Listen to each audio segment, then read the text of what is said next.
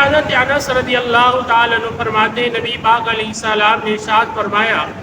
کہ اللہ تعالیٰ نے بنی اسرائیل کے نبی موسیٰ علیہ السلام کو وحی فرمائی کہ جو کوئی مجھ سے اس حال میں ملے کہ وہ محمد صلی اللہ علیہ وآلہ وسلم کا منکر ہے تو میں اسے آتش دوزخ میں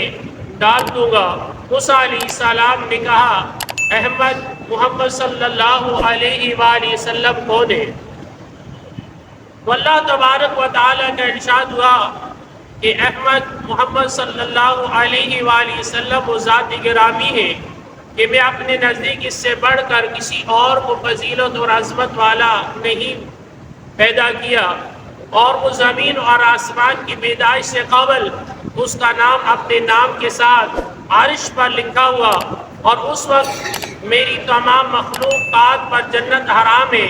جب تک محمد صلی اللہ علیہ وآلہ وسلم اور اس کی امت کو داخل جنت نہ فرما دے۔ یہ ہے نبی پاک صلی اللہ علیہ وآلہ وسلم کی عظمتیں اور فضیلتیں، اور یہ ہے آپ صلی اللہ علیہ وآلہ وسلم کی امت کی فضیلتیں۔ پھر ارشاد فرمایا موسیٰ علیہ السلام نے کہ امت محمدی صلی اللہ علیہ وآلہ وسلم کیسی ہے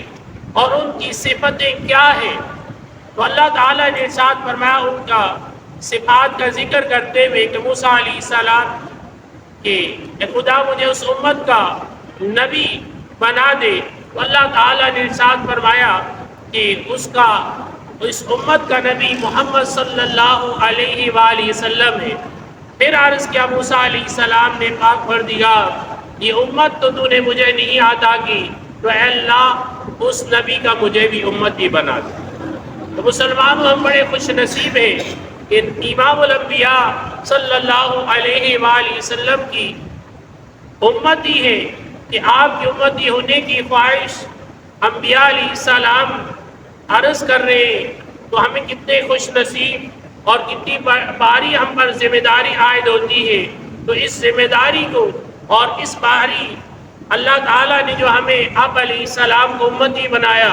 اس کے بدولت ہمیں ہر لمحے ہر وقت نبی پاک علیہ السلام سے محبت، نبی پاک علیہ السلام کی ہر سنت سے پیار، نبی پاک علیہ السلام کی اور اتباع اور پیروی ہر اعتبار سے کریں جو دنیا اور آخرت میں سرخروئی ہو۔ اللہ رب العالمین کی بارگاہ میں دعا ہے کہ اللہ کریم جل جلالہ عما نوالہ نبی پاک علیہ السلام کی بدولت اللہ کریم ہم سب کی حاضری کو قبول فرمائے، اور دنیا اور آخرت میں دونوں جہاں میں سرخروئی عطا فرمائے، اور کل قیامت کے روز نبی پاک علیہ السلام کے ہمیں شفاعت سے بے رومند فرمائے۔ آمین ثم آمین والحمد للہ رب العالمین۔